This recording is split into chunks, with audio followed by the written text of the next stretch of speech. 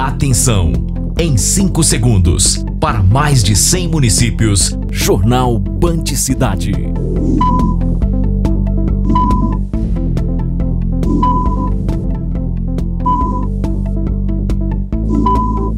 Zema. Em campo, mais condições e facilidade.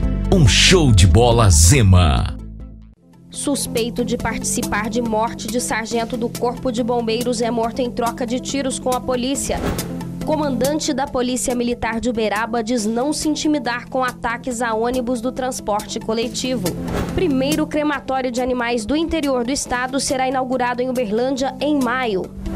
E no futebol, os preparativos de Cruzeiro e Atlético para a Taça Libertadores. Agora, no Band Cidade.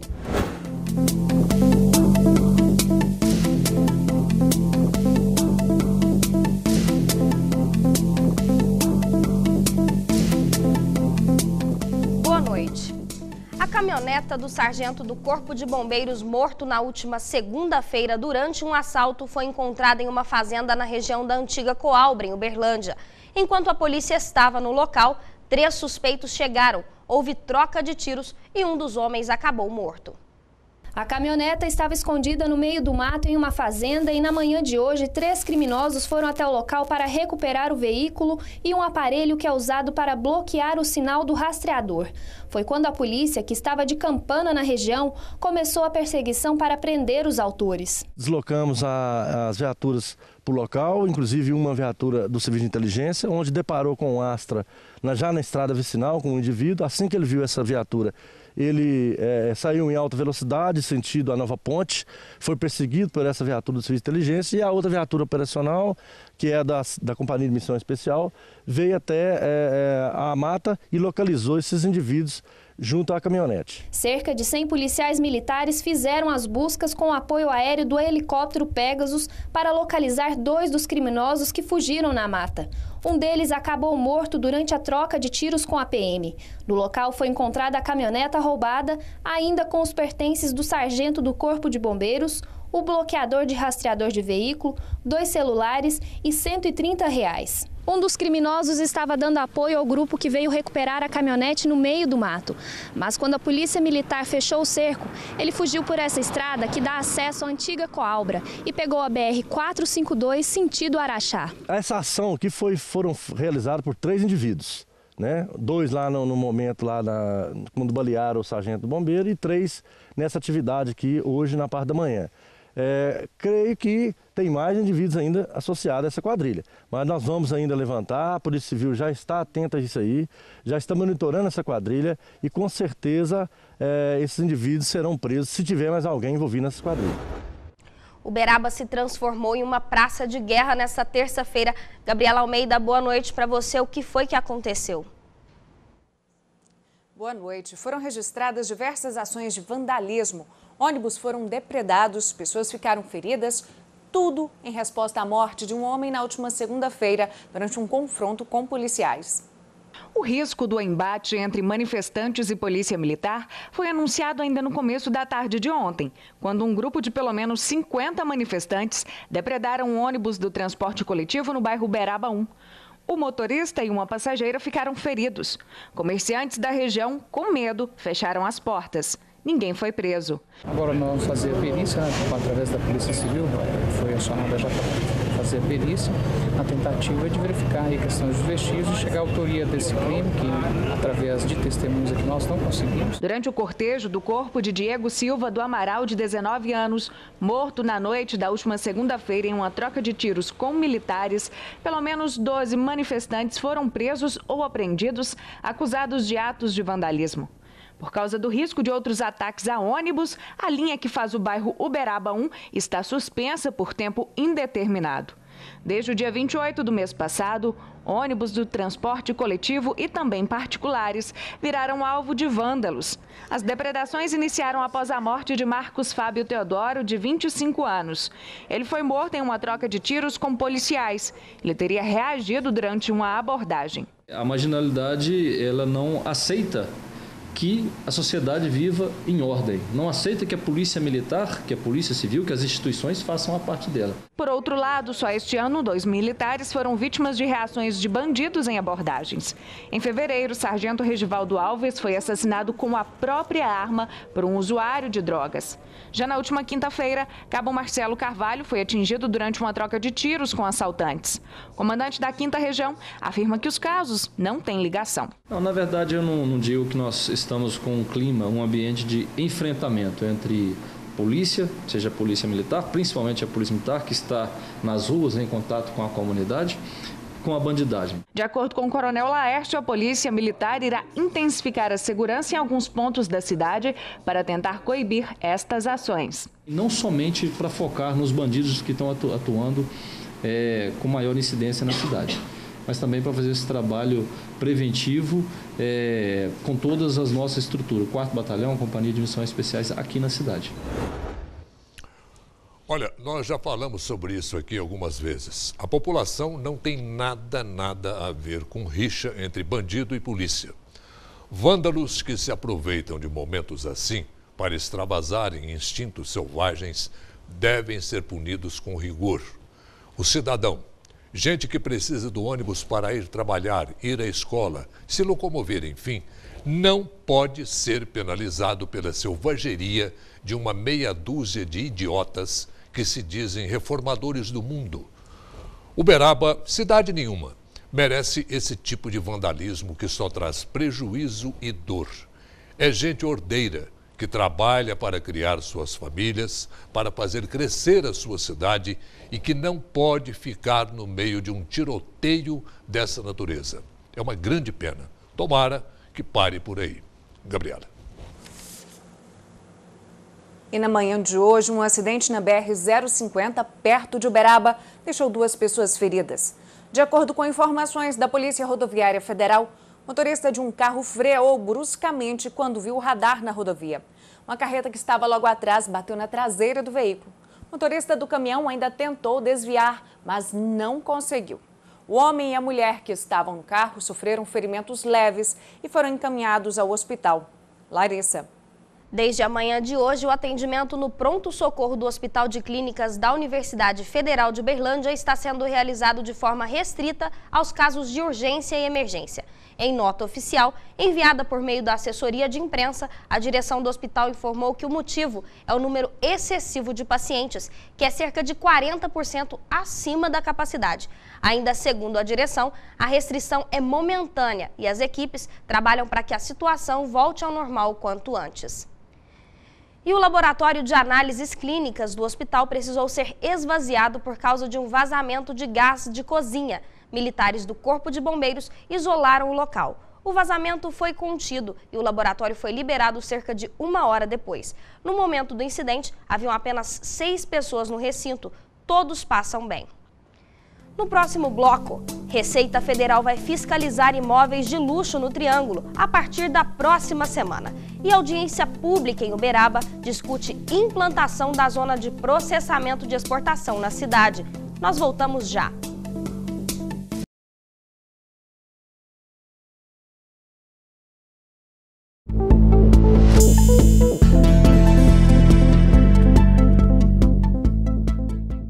Um helicóptero da Receita Federal irá sobrevoar cidades do Triângulo Mineiro na próxima semana para fiscalizar imóveis de luxo que apresentam indícios de irregularidades.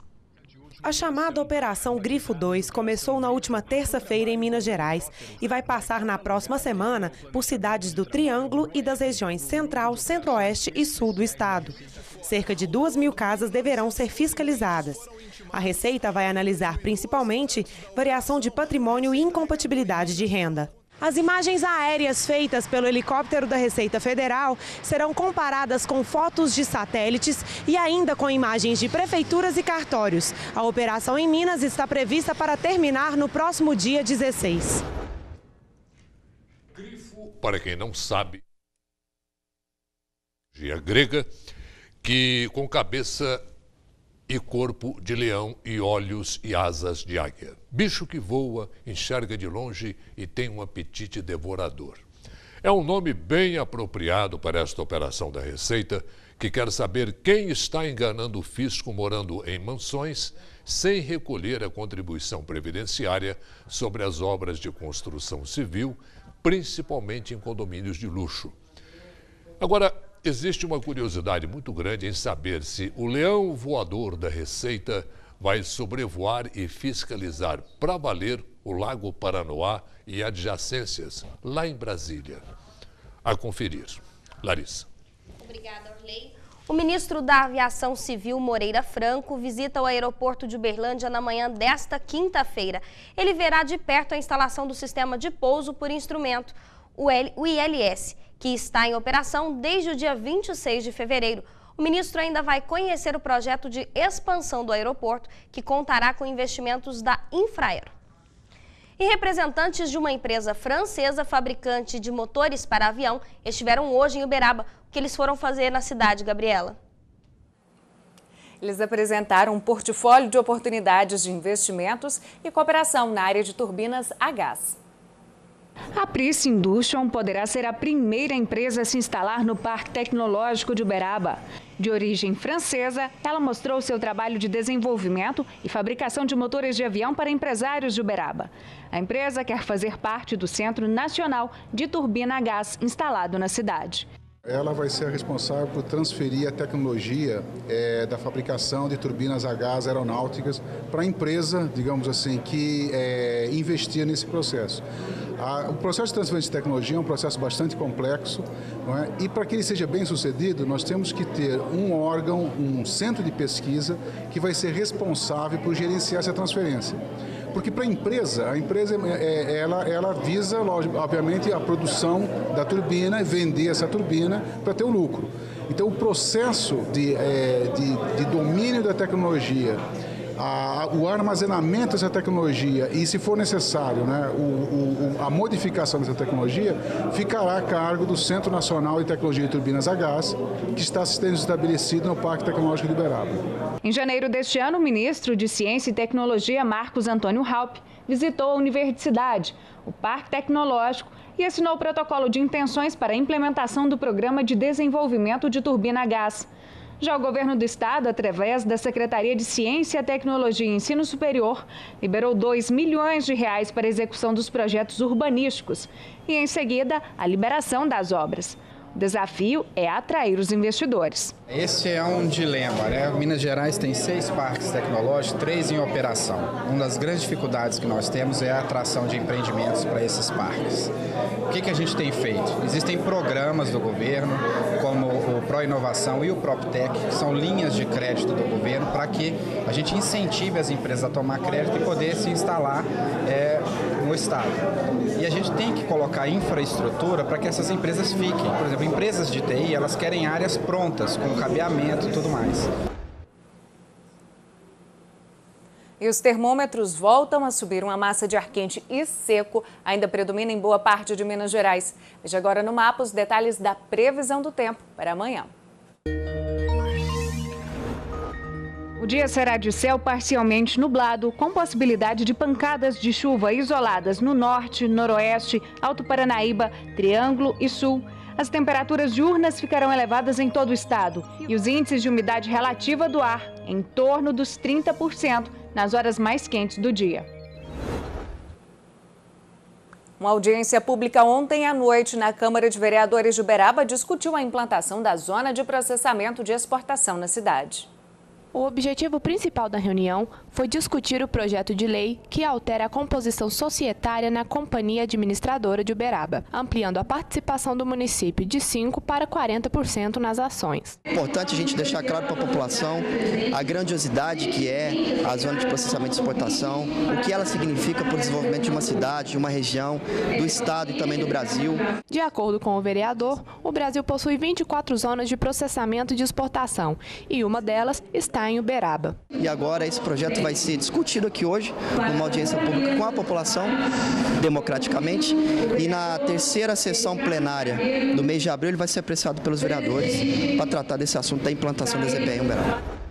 A força-tarefa que combate irregularidades no mercado de combustíveis em Uberlândia e Uberaba já fiscalizou 20 postos revendedores de combustíveis desde segunda-feira. Até o momento foram emitidos 6 autos de infração e 2 de interdição. A força-tarefa é integrada pela Agência Nacional do Petróleo, Gás Natural e Biocombustíveis, pela Secretaria de Estado de Fazenda de Minas Gerais e Instituto de Pesos e Medidas. Depois do intervalo, você vai ver. Uberlândia vai ganhar o primeiro crematório de animais do interior do estado. E no futebol, os preparativos de Cruzeiro e Atlético para a Taça Libertadores. A gente volta já já.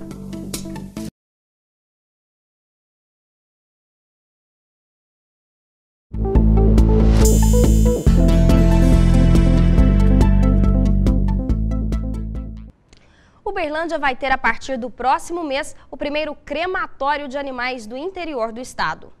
O empreendimento uberlandense está localizado em uma área de transição. De acordo com as normas da Vigilância Sanitária e CONAMA, Conselho Nacional do Meio Ambiente, o processo de cremação é ambientalmente correto. O processo impede a formação de necrochorume, o líquido proveniente da decomposição dos corpos. Quando em contato com o solo, pode gerar contaminação de humanos e animais e ainda apresentar agentes transmissores de doenças. Não há contaminação do meio ambiente, né? Você tira do meio ambiente uma carcaça de um animal que seria potencialmente poluidora do meio ambiente, né? E reduz ela, né, a quase 90% do seu peso. O processo terá 2 modalidades, uma na qual o proprietário poderá pagar pela cremação do seu animalzinho de estimação e levar as cinzas, ou deixar para que hajam mais animais a serem cremados, uma cremação coletiva.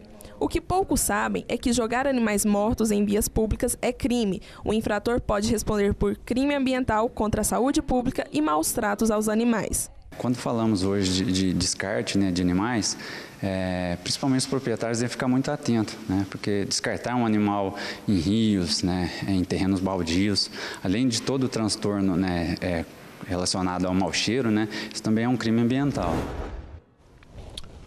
Hoje à tarde, aqui na redação da Band Triângulo, ao assistir a edição desta matéria do crematório de animais, eu pensei, tá aí um assunto para um bom comentário. Um pouco pelo até certo ponto inusitado do tema, o outro tanto pela necessidade da iniciativa. Não é justo que o animal, o gato, o cachorro, o pássaro, um peixinho de aquário, por que não? Depois de dar alegrias aos seus donos em vida, não tenha uma despedida decente ao morrer. Isto sem falar na questão da saúde pública já mostrada, já que tanta gente joga os restos dos seus animais de estimação no lixo ou na rua, na falta de uma maneira mais decente de se despedir do bichinho. E cá para nós, estes bichinhos com certeza merecem mais dignidade na hora da morte do que muitos animais de 2 patas que são enterrados com honras de defunto nobre depois de uma vida inteira frequentando com destaque o noticiário policial. Animal de estimação, com sua fidelidade, carinho e a paz que transmite, merece sim um adeus decente. Tem gente que não concorda. Paciência. Larissa. Obrigado, Orley. E agora esporte aqui no Band Cidade. Pelo Novo Basquete Brasil, o Uberlândia bateu o time de Franca por 69-67 ontem à noite na Arena Sabiazinho. Assim, os mineiros igualaram em 1-1 a série de jogos contra a equipe de Franca pelas 8avas de final da competição. Na próxima sexta-feira, os uberlandenses viajam para o interior paulista para o 3º jogo contra o time de Franca.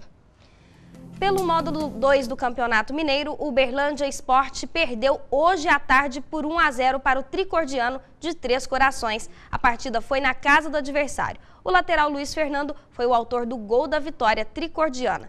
A 8ª rodada da hexagonal final segue agora à noite, com 2 jogos começados às 7h30. Em Coronel Fabriciano, o Social recebe o Mamoré de Patos de Minas e o Democrata de Governador Valadares joga em casa contra o Montes Claros.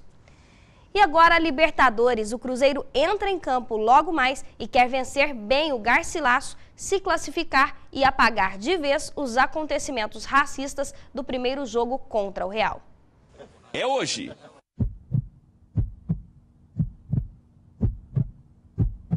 Cruzeiro e Real Garcilaso.